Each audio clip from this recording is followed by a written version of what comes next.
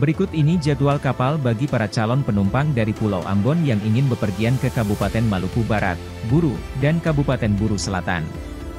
Dari pantauan tribunambon.com, pada Senin 1 April 2024, di Pelabuhan Slamet Riyadi Ambon, ada 3 kapal cepat yang akan diberangkatkan malam ini.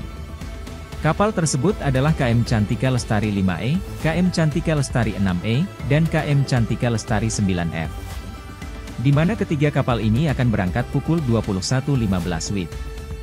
Untuk kapal 6E akan berangkat tujuan Namlea dengan harga tiket Rp120.000. Dan KM Cantika Lestari 5E akan berangkat dengan tujuan Ambon, Ambalaw, Namrole, dan Leksula pukul 21 WIB. Harga tiket untuk rute-rute tersebut adalah sebagai berikut. Ambon ke Ambalaw, Rp160.000. Ambon ke Namrole, Rp215.000. Ambon ke Leksula, Rp253.000.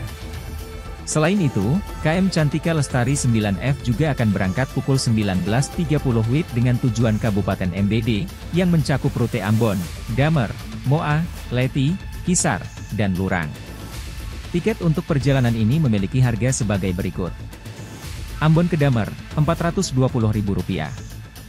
Ambon ke Moa, Rp582.000. Ambon ke Leti, Rp645.000. Ambon ke Kisar, Rp735.000. Ambon ke Lurang, Rp935.000.